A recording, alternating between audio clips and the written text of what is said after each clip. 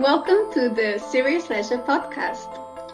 The Serious Leisure Podcast brings you fascinating stories of our struggles and our successes balancing leisure, work and well-being in higher education. This is a special episode recorded during the Festival of Learning at the University of the West of England in Bristol. In today's episode, we'll share with you our reflections and insights from our podcast conversations to date. We'll focus on what these insights tell us about how we should educate our students so that they're not only employable, but also able to lead balanced, healthy and fulfilled lives. My name is Petya Petrova. I'm Associate Director of Academic Practice here at the University of the West of England. We refer to our university as UWE. I'm joined by our regular podcast contributors, Dr. Sam Elkington. Sam is from Teesside University and he is our serious leisure expert. Welcome, Sam. Thank you, Petya. Pleasure to be here. I'm also joined by Kat Branch. Kat leads our UWE Centre for Music. Welcome, Kat. Hello, everybody. We are also joined by our UWE colleagues, Dr. Fiona Jordan, Associate Dean for Strategic Partnerships at the UWE's Faculties of Business and Law. Fiona is our podcast guest today. She's both an expert on serious leisure and on employability. Welcome, Fiona. Hi, lovely to be here. And we're also joined today by our Festival of Learning session chair, Pavel Tsapik, who will kindly keep us on time. And of course, we are very excited that we are joined today by our lovely Festival of Learning audience. Welcome, everyone. This session will have the form of a podcast. The four of us, Sam, Kat, Fiona, and I, will engage in a conversation. We'll do so for about 40 minutes. We encourage you all to submit questions and comments throughout our discussion. The chat is yours. Use it. We'll respond to your questions, comments, and insights with the help of our chair in the final 15 minutes of the podcast. So that's the end of our introduction and our setup. So let us start with what is serious leisure and what is the Serious Leisure Podcast. Sam, would you introduce us to the concept of serious leisure? And what is it? And why do we have a podcast on it? Absolutely. Thanks, Petya. So what is serious leisure? So for many that are unfamiliar, which will probably be most of you, unfamiliar with the concept itself, it might seem oxymoronic to have a concept of serious leisure as a focus for a podcast, but I'm going to give you a bit of an overview. You know, it's an established theoretical framework in leisure studies and has been for over 30 years. So it was originally coined and developed by Professor Robert Stebbins over at University of Calgary, and through Stebbins' work has been developed over the last, nearly 40 years, and expanded into what's now known as the serious leisure perspective. And I'm going to give you a bit of a rundown as to what that covers. But in essence, the serious leisure is a way of looking at leisure activities and how people experience them. And 40 years ago, this was a very new area. And even now, we're continuously learning more and more about them, as we have done throughout the podcast. So what is serious leisure? Well, to give you a definition type overview, it's the systematic pursuit of three different forms of leisure at its core. So amateur, hobbyist or volunteer-based core activities that are highly substantial and interesting in their own right, offering fulfillment and a series of enduring benefits for their participants. And in the case of that involvement, can lead to a career type involvement with and through the acquiring and expression of different combinations of skills, knowledge and experience.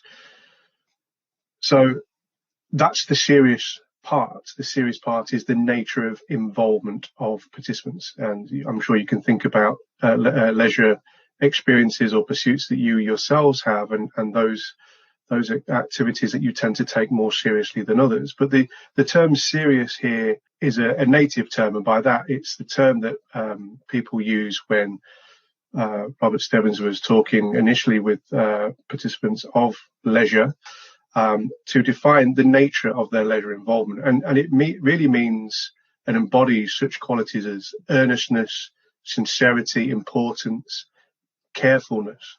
It's through that kind of essence that these three types of activity of everyday lives become deeply fulfilling and self-actualizing. So let's look a little bit into the different types just quickly. Okay, so we have the amateurs, and the amateur participants in serious leisure are found in arts, science, sport, entertainment, where there is inevitably a link one way or another with professional counterparts and are developed in that way, but they don't go all the way to that professional involvement, but there is that relationship. The hobbyists, well, there's 5 different categories of hobbyists currently as things stand, as we understand them. So we have the collectors, the makers, the tinkers, activity participants in non-competitive rule-based pursuits such as fishing and choir singing, for example. Players of sports and games. So these are the competitive rule-based activities, but don't necessarily have those professional counterparts like long distance running and competitive open water swimming, for example. And the enthusiasts of the liberal arts hobbies, which are predominantly, where we take book clubs and often some of the more kind of hands-on art and craft-based activities. Now, the volunteers are those individuals who either formally or informally are offering what's known as uncoerced help with very little, or at least, the very most token pay for the benefit of others and wider community. So there are 3 different categories. And we've used this overview, this perspective, this lens, to really start to look at and interrogate different forms of leisure that colleagues at UWE, and actually now we've extended that to colleagues at Teesside as well, as a way of understanding the relationship they have with their leisure pursuits, why and how they take it seriously, what that means to them, but also how they use those pursuits to navigate the landscape of work and life in terms of finding that balance. And we've actually come across some wonderful stories, and that's what this podcast is all about. It's all about the stories that people have about their leisure pursuits and the impact it has on their lives. And it's, that impact is a very positive one, and it's important for their own well-being and as well as their professional and personal development, not just in the pursuit itself, but the transference that has for the work that they do in their roles at university. And again, we've talked to all walks of life with colleagues here at UWE and Teesside. It's not just the academics as such. We've talked to professional service staff and a catch team as well. In terms of the Centre of Music, which again is kind of, I guess you'd use the term enterprise if you're going to formally categorize it, but it's not quite that. But so we've looked at the whole spectrum, and so it's not unique to one group or another. We all experience leisure, and some more seriously than the others. So it's been really interesting to get into the detail there and the nuance. But it's also timely, and Petty has spoken about this on a number of occasions in the podcast themselves, where as we've had to navigate an unprecedented time of challenge and stress and anxiety through the COVID pandemic, all of a sudden leisure has taken on new meaning for many.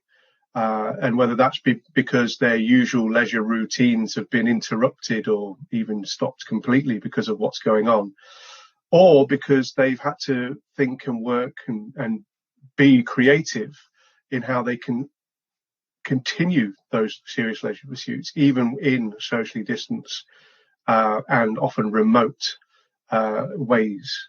So we've looked at through the podcast, the ways that we use our leisure to navigate and often negate that work-life balance more generally, but certainly in the more situated context of the pandemic, how people are using their serious leisure pursuits to maintain that sense of well-being.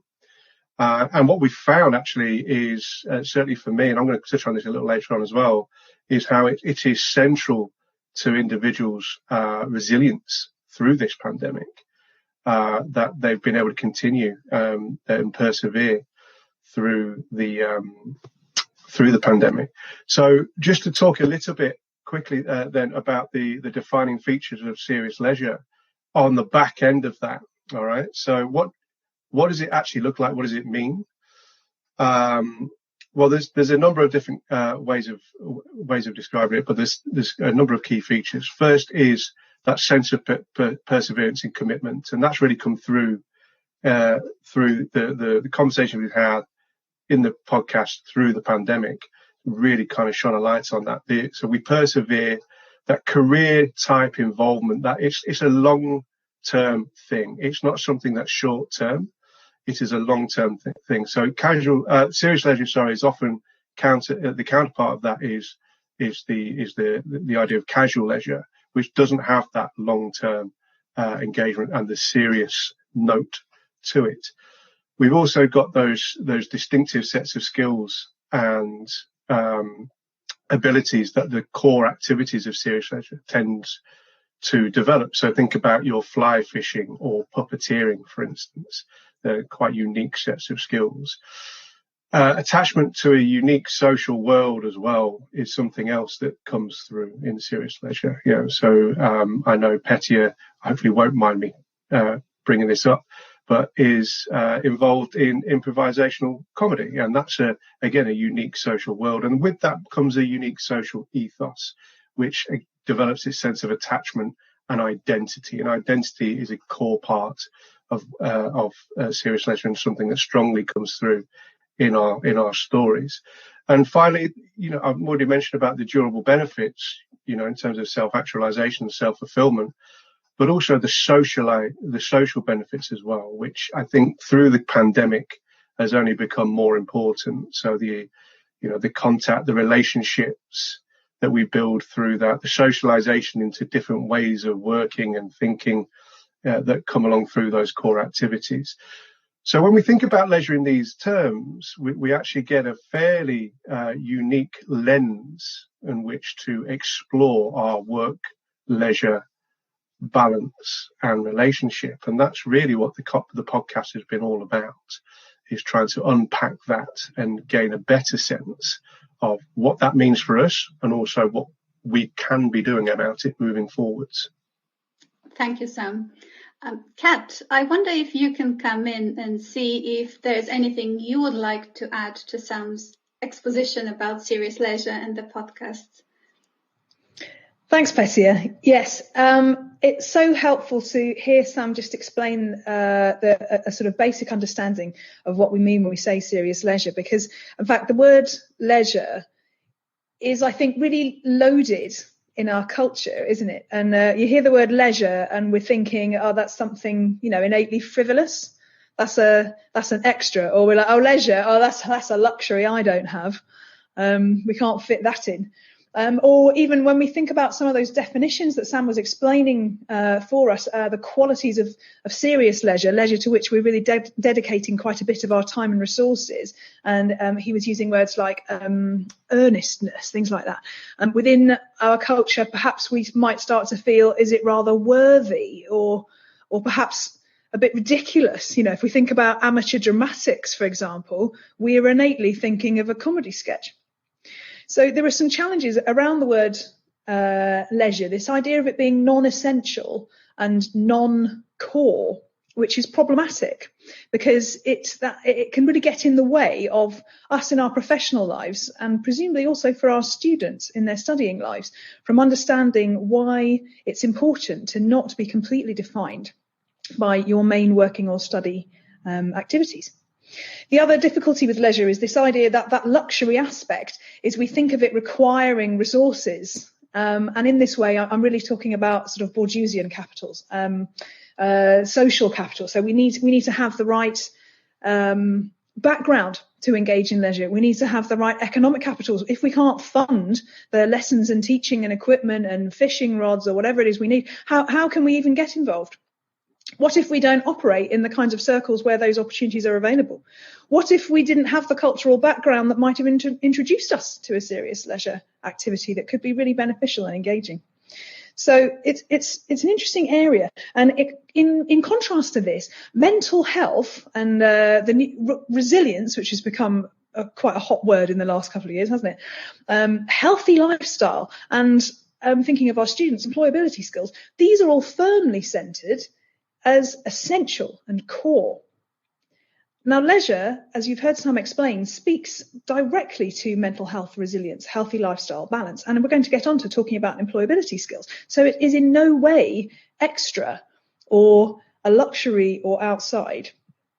It is core because it speaks to those same core things. So the serious leisure perspective is very helpful in this way because it speaks to organisations and helps to construct those really important narratives that can make sure that funding and support is available for the kinds of opportunities we want for staff and students. Of course, in my case, this is the Centre for Music, which is an exceptionally rare provision. So you heard Sam struggling to define what myself and my colleagues fit into in terms of the university. Half of us are academics, half of us are professional services. We are a complete mishmash, weird team because we have this completely weird role of offering opportunities for music activity to staff and students, but not necessarily related to work or study programme life. We do stuff with that as well. But we're actually principally focusing on helping people enrich what they're doing. So serious leisure perspective is very helpful for people like me because I can help to build those business cases that make sure these kinds of projects run. But the main focus of our podcast is actually the way in which the serious leisure perspective helps individuals, helps each of us in our own worlds to dismantle this story of kind of low importance, extra luxury, don't have time for attitude towards leisure, and instead to value it and to position it in our kind of life portfolio in a different way. It helps us reflect on the way we prioritise and what are the reasons for which we've made our priorities so that we can bring some challenge to that. And this is really what we're trying to do in the podcast through the storytelling. So we're not trying to lecture anybody because we're all up against the same problems. Sam, Petya, Fiona and I, all very much in the same difficulty as anyone who's listening today, trying to get our work-life balance correct.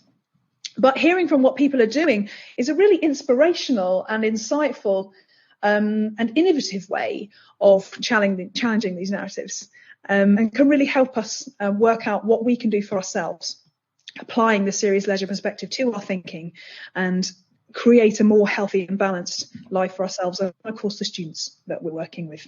Petya, I'm going to hand back to you. Thank you, Kat. And that's very much my reflection from where we are with this podcast today. So we have released 6 episodes and we have a couple more ready to go that we're very excited to be sharing in the coming week or so. To my mind, ultimately, the podcast really unpacks how we can live more meaningful, balanced and healthy lives. And what I found really interesting when we've had conversations with our guests is that they often say, I've never really thought about this or talked about this in so much depth. I've never really had a chance to reflect on why I'm doing this. Indeed, we had a couple of colleagues who volunteered. Anybody could volunteer to be a guest on our podcast, who volunteered because they wanted to really reflect and unpack some of their experiences. And they found that our podcast can be a space for that. So this led me to think about how deeply are we reflecting on our serious leisure pursuit or on the place of leisure in our lives. I think, as Sam said, recently more so because of COVID and all the implications of that. But it also led me to think is where in our educating of students do we make spaces for students to reflect on the place of leisure in their lives and how they can have not only successful careers, but also balanced lives where there is a place for leisure in their lives, regardless of their kind of serious career pursuit and their employability and the work side of their lives. So we started thinking about how can we educate, coming back to the purpose of higher education, how can we educate the full individual for professional, but also for personal longevity, including a healthy retirement. So how can we live full and healthy as well as productive lives? So this is where we're going to head in with this conversation. So I'll hand back to Kat to bring in some experiences from the Centre for Music. And then I'll bring in Fiona, who actually works extensively on employability and employer links here at UWE. Kat. Thanks so much, Patia. So it's been a really interesting learning curve hearing such a wide variety of stories and insights from our guests on the podcast. And if you haven't had a chance to listen to them, I know this sounds like a blatant sales pitch, but I really invite you on a wellbeing and understanding basis to check out these other episodes, because as you hear people's tales from what they're doing in their personal lives, whether it's caring for animals or fly fishing or musical activity or theatre, or something even much more low-key, there are some really interesting themes that have emerged, which from my perspective, in terms of how I lead the Centre for Music and how we frame it and how we structure that work, has really helped me consider what we need to emphasise. We also draw on arts and health narratives around the Centre for Music work, as you can imagine, and there's an amazing amount of dovetailing between these two perspectives, the serious leisure perspective and the arts and health discourse. Of course, that is an enormous area I've just referred to there. But if you'd like to find out more about the links, we have an episode where we discuss social prescribing and its intersection with serious leisure, which I'd really direct you to. The main theme for me in terms of how we think about our students is something that Sam also really emphasised, which is identity. And while our guests have been telling us about their different leisure pursuits in the context of their career lives as well, there's a very interesting riffs on what we might think of as our own identity. We've heard about identities that have been multifaceted. So an idea of a single whole identity but has many different faces. Or perhaps a plural identity, a sense of, well, I have my professional self, and actually in a very boundaried way, I have my personal self, and that being a way that identity is working very successfully. Also, people taking their primary sense of their identity from something which is not work or not study. So basically variations around this theme of identity. Now, for us who are working in higher education, we have to remember that we are the power holders and our students are operating within a framework at which they are underneath the power of that framework. So we have to think very carefully about what we're doing when we're working with students who are at an emergent phase in terms of their identity. So there's loads that we can do here. Yes, it's about teaching, but it's also about our whole understanding of what the nature of identity is and our values about identity and how they can be distributed across various aspects of our lives. So in this way, from a Centre for Music perspective, this puts at the absolute top of my agenda the importance of making sure that whatever I'm talking about with students and however we're communicating music opportunities, that we have got the broadest possible range of individuals. We focus a lot on making sure that what we're offering crosses all kinds of genres and cultural expressions, that we make sure all of our publicity covers all kinds of different individuals in terms of their ethnic background, in terms of gender. And I'm really pleased to say that because of this really concerted effort, we are making some progress. So the university at UWE has a BAME population of around about 16 to 18%, somewhere around there, I think. And we are managing at the Centre for Music to get an engagement coming close to 30% for non-white students, which is fantastic. But for me, I still see that as an ongoing challenge. And in terms of what we do, we started just doing classical and musical theatre, but this is a very narrow lane. Again, thinking about those Borgesian capitals, someone who's going to access classical music is going to have needed some significant advantages early in their background. So we've made sure that we've really opened it up. So if you're a DIY musician, or perhaps you've done absolutely nothing at all musical, or you just enjoy listening to it, which I mean would include really a vast amount of people, there are things they can do to engage with us, to feel seen, to feel part of that community, and to develop a form of identity that may be emerging within them, with us to support that activity and valuing that aspect of themselves, and it not being about just what they're studying. A second key theme is within this process of leisure career that you heard Sam describing, this idea that when we take our leisure seriously, we have a journey from A to B to C to D, what's next? And that requires some time and commitment and passion, and it can be extremely meaningful. And again, in our podcast, hearing people's stories of their leisure careers has been honestly inspiring. I have actually shed tears in one of the last episodes we recorded, because I was so moved by this journey that people were describing. In this way, therefore, for me at the centre, it's so important that there's opportunities for complete beginners and, you know, the super experts and everything in between. Because how else can anyone hope to have something that could fit this category of leisure career? If basically there's a prerequisite of knowledge and expertise that you need, and you come and then you do that thing, there's no opportunity to develop a leisure career. So we've deliberately structured it so that people can access and engage with their sort of music-related leisure in any way, at any level, as well as just this multiplicity around genres and cultural expressions. And then the last aspect for me is this issue of balance that both Sam and Petya have talked about. And we know about work-life balance. We talk about it all the time, don't we? This sort of unicorn of work-life balance, in which nobody is apparently achieving, but apart from people on social media, perhaps. In terms of how we talk to our students, it's important, I think, that we need to be embodying this. As the power holders in higher education, we need to be embodying this understanding that we're not just doing lip service to work-life balance, but we actually might take the risk of talking about some of our leisure life and our kind of extra work identity with our students, to normalise that and to validate it. Okay, so there's very interesting individual meanings that have come out from the podcast of people's activities. And in the same way at the centre, we have a very student-led approach so that those individual meaning opportunities are there. However, the benefits aspect, this balance aspect to taking leisure seriously, that is a universal aspect that has come through in the podcast. Whatever the difficulties and challenges people have come up against, that those benefits of the recharging, the resting, that the sort of getting a release, the enjoyment in life, that pops up everywhere in all kinds of different ways.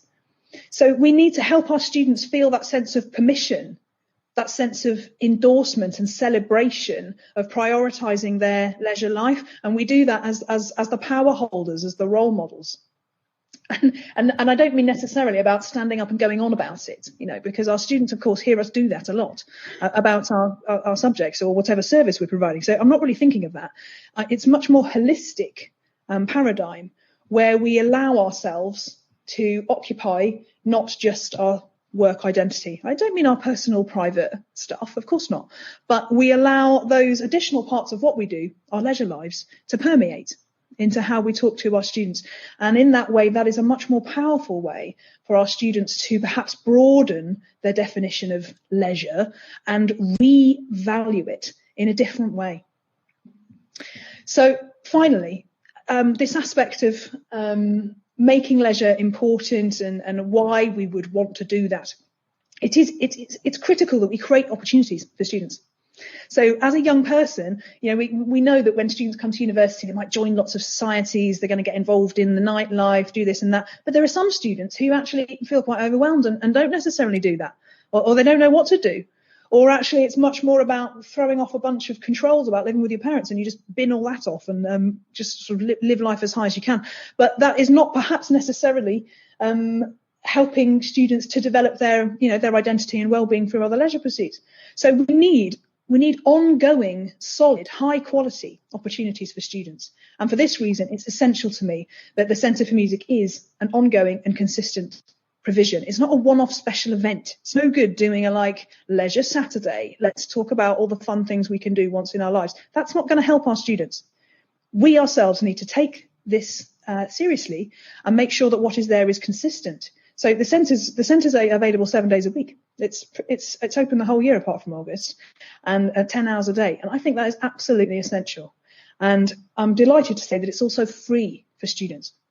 And again, just circling back briefly to Borgia, it's essential to me that we don't put economic barriers in terms of access to arts activities and leisure in general where we possibly can, so that we've got the maximum chance of helping everybody at university, especially those of us at post-92 institutions where we're much more likely to have students from varied social backgrounds with varied economic means, that we make sure that everybody is invited, everyone can get involved. Thanks, Kat. So Kat very nicely brought the student and staff well-being discussion into one space. And the importance of us demonstrating good practice. And I do remember when I was teaching undergraduates and exchanging emails at 11 p.m. at night, maybe I wasn't the best role model for my students about leading, balancing lives. I will bring in Fiona here. Fiona is both an expert in leisure studies, so her academic background is in that area. But Fiona's current role is also focusing on student employability and employer links. And as a kind of a guest to the podcast and somebody who's listened to some of our episodes, I would really like to hear her take on the place of leisure in staff and student lives and also in the students' education. Fiona. Thanks, Petia. I think it's really interesting to talk about all of this and sort of bringing it together for me in my various interests. We've talked a lot about student identities and staff identities, and I think that comes through really clearly in the podcasts. And picking up on what Kat's just said, this idea of legitimising leisure as valuable, as valid, and not something that we earn the right to do after we've finished working, if we ever finish working, which in the new blurred world of working at home for many of us is rather more challenging. And also picking up on the idea of what we can do through leisure and different leisure pursuits is help students to develop their sense of worthwhileness and confidence and building ways to well-being. And something that Sam's talked about before, I think really struck me, this idea of life-wide learning. We talk a lot about lifelong learning. To what extent do we look at life-wide learning? And it almost takes us back to the big question of what is higher education for? What are we actually trying to do, and what do we want our graduates to be? And Petia shared a paper by Chad Hanson from 2014, which it refers at the start actually back to 1977 and Howard Bowen, saying the impact of higher education is likely to be determined more by the people graduates become than what they know when they leave us. And if we think about that broader idea of what attributes do our graduates really need to have, there's been quite a challenge and a discourse around this in employability literature, which really asks, in a well-meaning effort to get our students employable after they leave us, to get them to the careers they want to have we really started to focus a lot on the outcomes in terms of the cognitive skills we need them to have? Are we being driven a bit by metrics and politics to think we really just want them to be employable and economically active? Are we really losing sight of the broader idea of what the graduate attributes should be, what kind of people they are when they leave us, and what we want them to do? Getting jobs, fantastic, and I certainly wouldn't want them to be unemployed, but to what extent are we actually encouraging them to think more broadly? And this is where it sort of starts to cross with that idea of, do we talk to students about their leisure? And we've tended sometimes, I think, certainly in employability, in advising students, building CVs, to focus more on the volunteering aspect of serious leisure, as in do more, do additional things.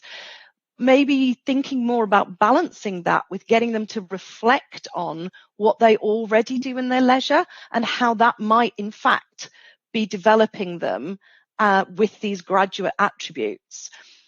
And where we've moved to at UWE, I think gives us a really good opportunity to do that. Because if we think about the graduate attributes as values, so we want our graduates to be ambitious, we want them to be innovative, inclusive, collaborative, enterprising, focusing on the values that we want them to have and the conversations, maybe this is where it starts to connect for me with serious leisure, encouraging them to reflect on what they're doing broadly in their life-wide learning and how that is actually making them a graduate who will not just be employable, but also contribute more to society generally.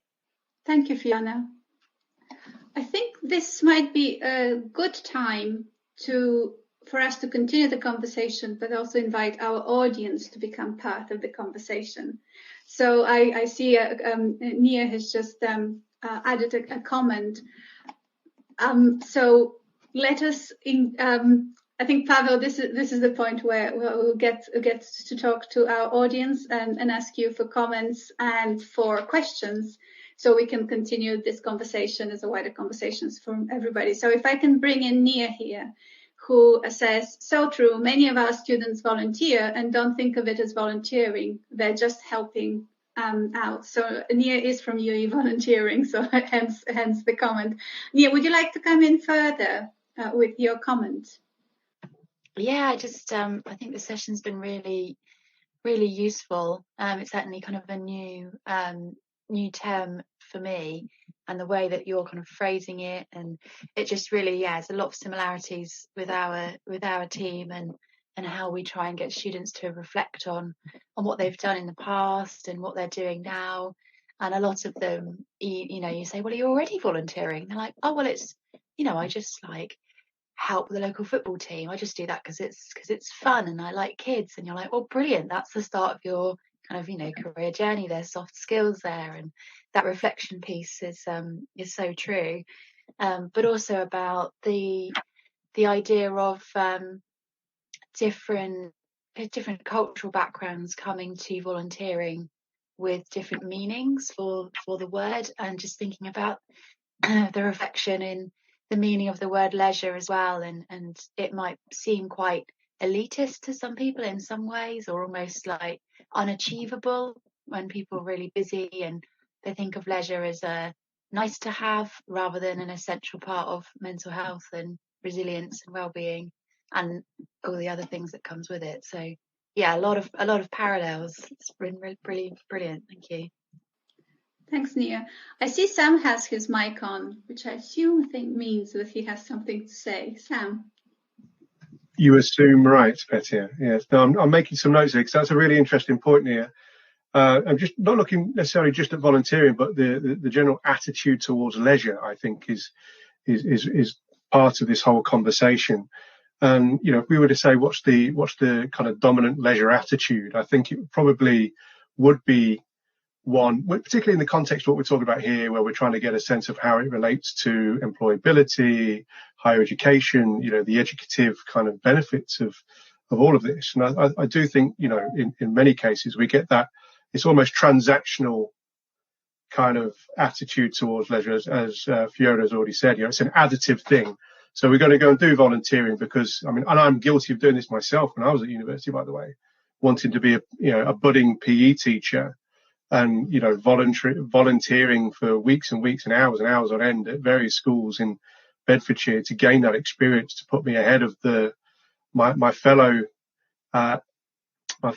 graduates when it came to applying for things like PCGEs, and it was at that time, it was what we were told to do.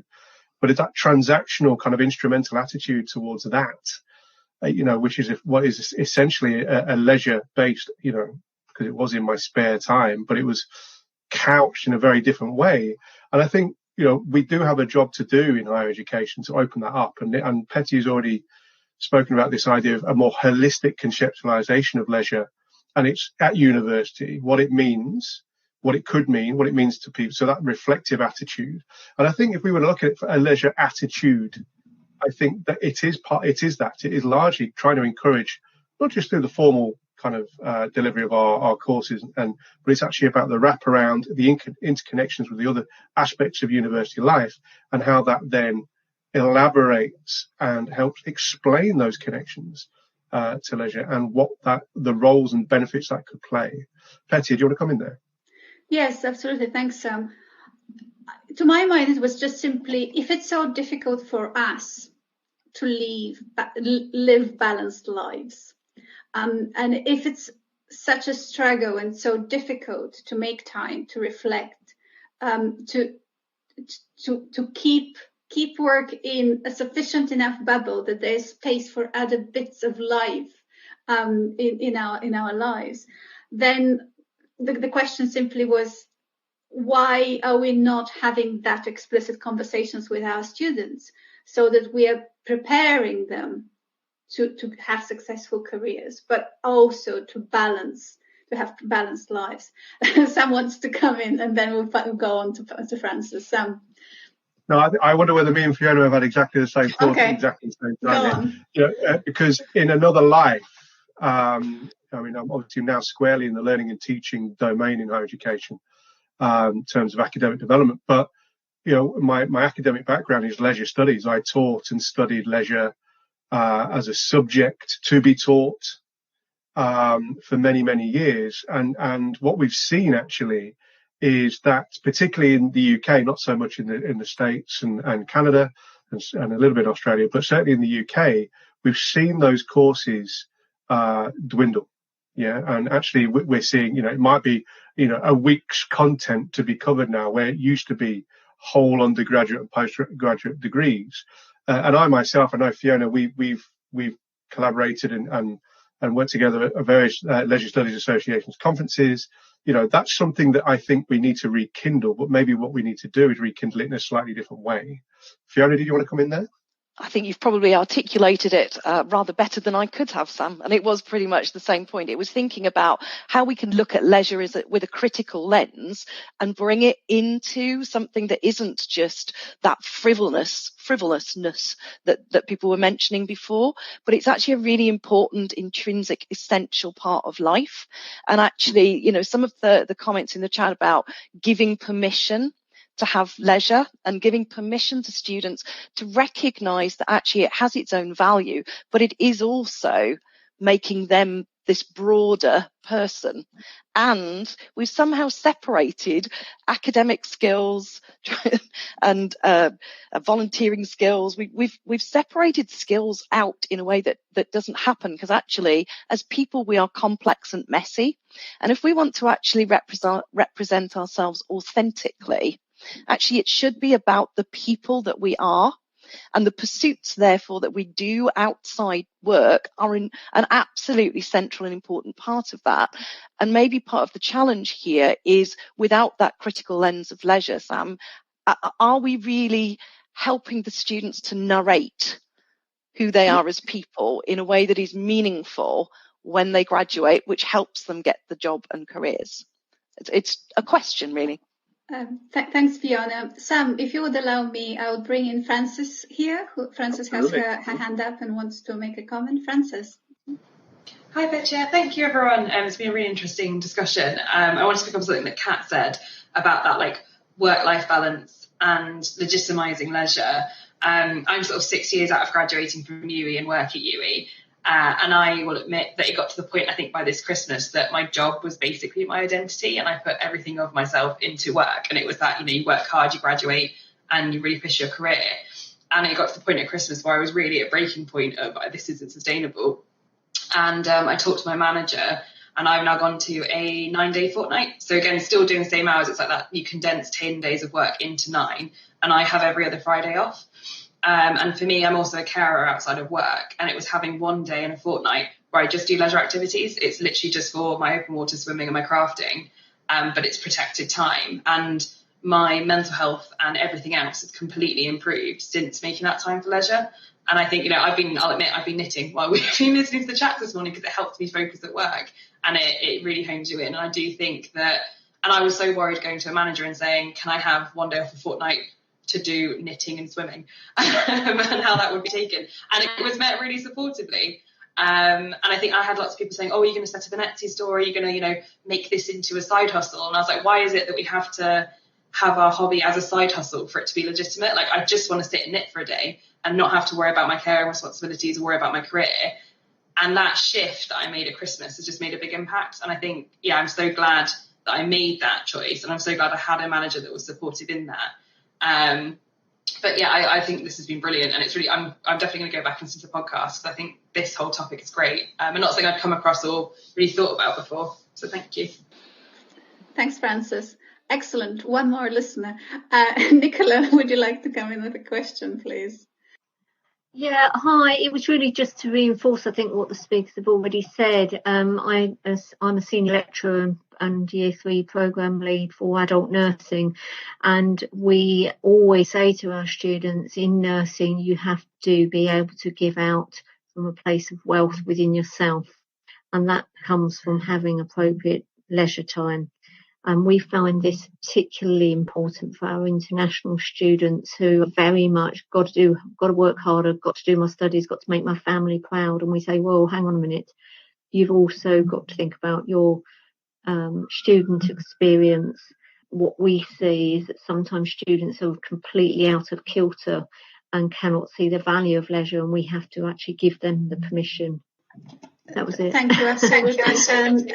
And somebody who last century was an international student, I absolutely hear this. And of course, class comes into this as well, and the pressure that a student might put themselves under to succeed, whilst incidentally working themselves towards burnout and negative outcomes as opposed to the positive outcomes, if we take that time to rejuvenate ourselves in different ways.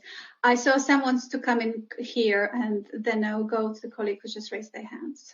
Thanks, Betty. Yeah, I just wanted to kind of knit those two comments or observations together, really. And you know, what we're talking about here, obviously we're looking at within the bubble culturally of higher education, but we could be talking about any realm of work, but particularly in higher education, you know, that culture is dominated by, you know, things like productivity, impact, you know, all of these kinds of words.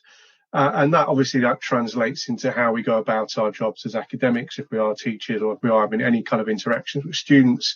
You know, that obviously that culture does persist. It is pervasive. But, you know, I just want to come back to that, the idea of that reflective leisure attitude. It's something I know me and Fiona, we spoke about. I can remember us speaking about it many years ago. But in terms of, you know, what's the alternative here? The alternative is, well, pretty much what we've been talking about. But it really boils down to a question for me. What are we working for? And I think that's a, you know, a good jumping off point. And I love Nicola's last point around wealth within yourself. I know, you know, within the allied health professions, you know, there is a culture of that, you know, in terms of that reflexivity. And I know from personal experience, I've learned a lot from nurses in terms of my own interactions. But I do wonder whether, you know, and it was Frances who talked about the need for a shift. And I think that's something the podcast is certainly speaking to in terms of legitimizing talking about leisure in a culture which would ordinarily not allow for that to happen, i.e. it doesn't count because it doesn't lead to impact, or it doesn't lead to being productive in what we deem to be important. And of course, ironically, it means all of those things. Fiona. Yeah, I was just thinking, Hansen in this paper as well also talks about the need to get back. So we look a lot at learning outcomes, but we tend to be quite defined about what those are, and obviously, I guess a lot of them are cognitive. He talks about moving to a more identity-based view of what a graduate should be, which I think links, Sam, to what you were just saying, really, doesn't it? It's about what is your total identity, or what are your total identities, when you graduate. Part of it will be about what you know and can do, but actually a lot more of it will be about the person you have become. And if we take leisure separately from what we think about with professional, if we separate personal and professional, as sometimes I think we've tended to do, then actually you're losing a huge amount of what shapes a person, aren't you, outside that? So I think bringing it in is valuable for the students. We were hearing this morning in the earlier presentation about the levels of anxiety amongst students. There's also something really important, and it comes out in the social prescribing podcast particularly, around, as you say, that permission. So I think it was Kat maybe mentioned earlier on about the power relationship inherent in higher education. And so actively encouraging, and it's lovely to hear some of the examples that are being done in the university, encouraging students to think about and articulate and narrate their leisure, I think is really important.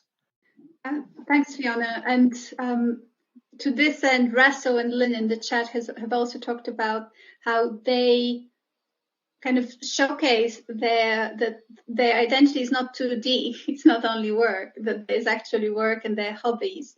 And they bring that into the classroom as a way of relating to their students, and also getting students to think about wider than your studies. Rasa or Lynn, would any of you want to come in here with a comment directly? Yeah, I'm happy to.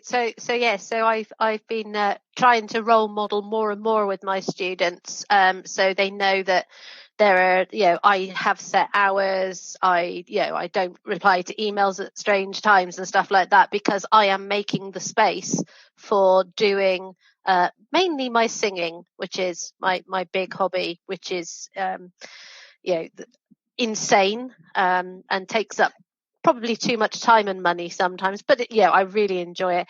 But I also use an icebreaker with my students when they arrive, which is I get them to design their own coat of arms, and that they design a shield that is based on the different facets of their being. So they might have it in quarters where one's about their studies, one's about their family, one's about their hobbies.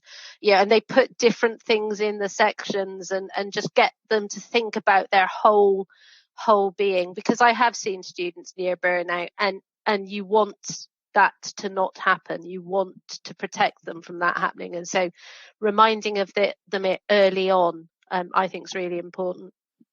Thanks, Linda. That's so fascinating. It's a really, really good exercise. Fiona is nodding vigorously.